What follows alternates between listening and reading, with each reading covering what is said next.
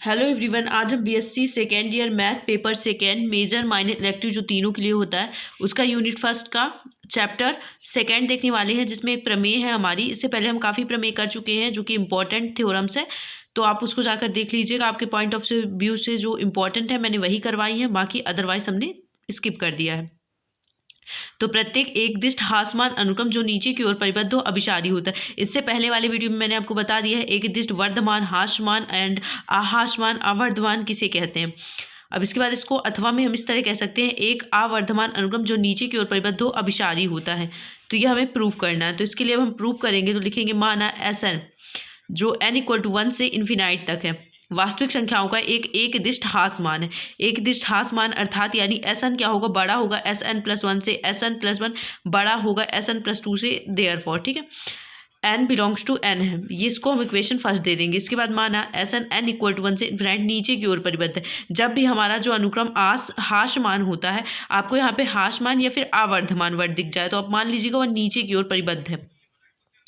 तब आर में पूर्णता अभिग्रहिता से अनुक्रम के निम्नक का स्थित होगा इन्फ्रीमम जिसको हम बोलते हैं। तो हमारा इन्फ्रीमम एस एन = क्या हो जाएगा, एल हो जाएगा। ठीक है, अब हम यहाँ पे फर्स्ट ले लेंगे, तो जो एस एन होगा वो ग्रेटर देन इक्वल होगा एल के। देयरफॉर यहाँ पर जो एन है बिलोंग करेगा सभी नेचुरल नंबर से। ये हमारा इक्वेशन सेकेंड हो गया। एवं इसका सेकेंड पार्ट जो हम लेते हैं वो क्या होगा, देयरफॉर एप्सिलॉन ग्रेटर देन 0 के लिए there exist m belongs to n such that sm जो होगा छोटा होगा l प्लस m से।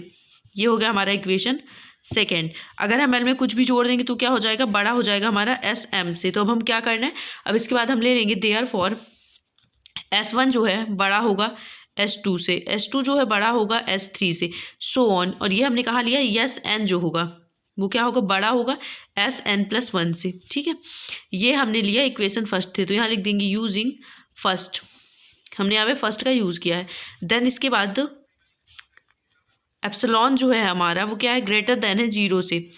Therefore m belongs to be n such that अगर l में हम कुछ भी प्लस कर दें तो क्या हो जाएगा, वो बड़ा हो जाएगा किससे, एस एन से। ठीक है, पहले एस एन बड़ा था, अब हमने कुछ प्लस कर दिया तो ये बड़ा हो गया हमारा। तो n greater than equal m के लिए यहाँ पे हमने क्या यूज़ किया, यूजिंग सेकेंड। सेकेंड में हमारा क्या एस एन बड़ा था, लेकिन अगर हम l में कुछ जोड़ दें तो एस एन से पॉजिटिव जोड़ दें। l एक पॉजिटिव नंबर है और इसमें कोई और पॉजिटिव नंबर ऐड कर देंगे तो एस एन से क्या हो जाएगा, वो बड़ा हो जाएगा। तो ये हमारा यहाँ से आ गया। अब हम इसको इस प्रकार से लिख सकते हैं, l जो है छोटा और l से बड़ा क्या है हमारे पास, एस एन बड़ा है, और एस एन से बड़ा क्या है, l प्लस एप्सिलॉन बड़ा है। Therefore n belongs to be n greater than equal m के लिए। और यहाँ पर हमने क्या यूज़ किया है, यूजिंग यहाँ पे थर्ड यूज़ किया था ना हमने, हाँ सेकेंड यूज़ किया था, थर्ड तो ये है हमारा।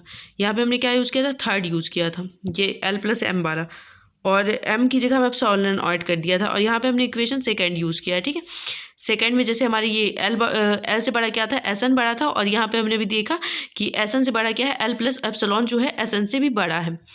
Therefore n belongs to be n। अब हम इसको कैसे लिख सकते हैं, अगर हम l में कोई नंबर माइनस कर दें तो क्या होगा, l से छोटा होगा, हाँ बिल्कुल होगा, और l हमारा छोटा है एस एन से, और एस एन से बड़ा क्या है, l प्लस एप्सिलॉन है।